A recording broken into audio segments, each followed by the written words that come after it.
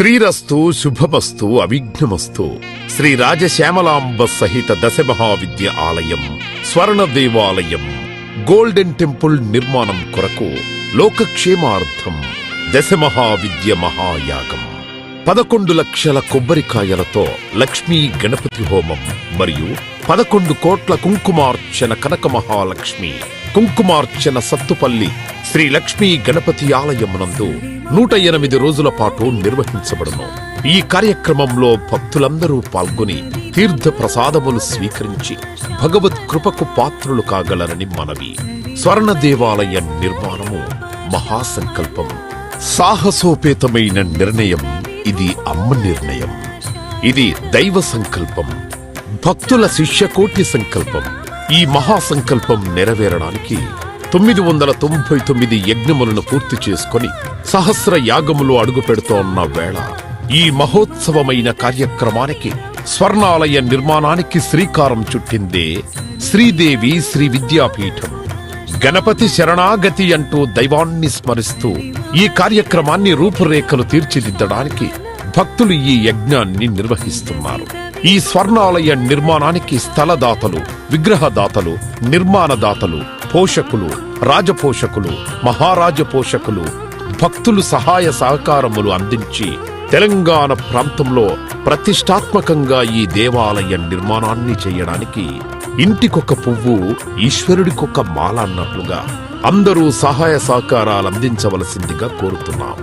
ఈ ఆలయ నిర్మాణం వల్ల దశమహావిద్య ఆలయములు స్వర్ణాలయము మన తెలుగు ప్రాంతంలో యావత్ ప్రపంచంలో మొట్టమొదటి ఆలయముగా చరిత్రలో సువర్ణాక్షరాలతో లిఖించబడే సువర్ణ అవకాశమిది. అంతేకాకుండా దశమహావిద్య ఆలయ నిర్మాణం ద్వారా ఎవరెవరికి ఎలాంటి విద్యతో ఏ అవసరం వచ్చినా ఆ విద్యా సంబంధమైన దేవతలను ఏకకాలంలో అర్చించి సేవించి దర్శించి అమ్మ కృపకు పాత్రులవ్వడానికి ఈ ఆలయం ఎంతో మార్గదర్శకంగా ఉంటుంది అనడంలో ఎటువంటి అతిశయోక్తి లేదు.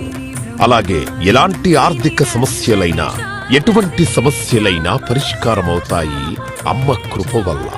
కలిపురుషుడి యొక్క ప్రభావం చేత కలియుగంలో ప్రకృతి వైపరీత్యములు, ప్రకృతిలో అనేక రకాల గ్రహగతుల చేత మానవుడి జీవితం ప్రశాంతం లేకుండా జీవితాన్ని గడుపుతూ దినదిన గండం 100 ఏళ్ల ఆయుష్ అన్నట్లుగా ప్రతిక్షణం మనసు ప్రశాంతత లేకుండా కలి ప్రభావం చేత ఎటువంటి పూజలు, ఎటువంటి యజ్ఞాలు, ఎటువంటి సాధనలు చేసినా కూడా సరైన ఫలితాలు లేక అంధకారంలో కొట్టుమిట్టాడుతున్నట్టుగా అన్ని ఉన్నా ఏదో కోల్పోయినట్లుగా జీవితానికి సుఖం లేకుండా కాలము గడుపుతున్న జీవకోటికి కామకోటి పరమాచార్యుల యొక్క, జగద్గురువుల యొక్క, అస్మద్గురువర్యుల యొక్క ఎన్నో కోట్ల తపశ్శక్తిని ధారాదత్తం చేసి ఈ ఆలయ నిర్మాణం చెయ్యడానికి మహాసంకల్పం చేసినాము. పూర్వజన్మలో దాన ధర్మాలు చేయడం వల్ల ఈ జన్మలో దాన ధర్మాలు చేసే శక్తి మనకు లభించింది.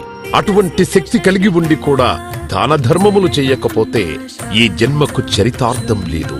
మనవంతు దాన ధర్మాలు చేస్తే, ఎటువంటి దాన ధర్మాలు చేస్తే అత్యంత ఉత్కృష్టమైన పుణ్య ఫలితం లభిస్తుందో అటువంటి పుణ్య ఫలితం లభించే అవకాశం ఈ స్వర్ణ దేవాలయ నిర్మాణంలో భాగస్వాములవ్వటం. పూర్వజన్మ సుకృత ఫలితం ఉంటే గాని ఈ ఆలయ నిర్మాణంలో భాగస్వాములు కాలేరు. అమ్మ సేవలో పాల్గొనలేరు, అమ్మ సేవలో తరించలేరు. ఒకవేళ తరించాలని ఆశ ఉన్నా కను ప్రభావం వల్ల మిమ్మల్ని కర్మల వైపు ఆ కలి ప్రభావం ముందుకు తీసుకుని వెళుతుంది తప్ప దైవ మార్గంలో నడిపించడానికి ఎట్టి పరిస్థితుల్లో మన మనస్సును ఒప్పుకునేలాగా చెయ్యదు.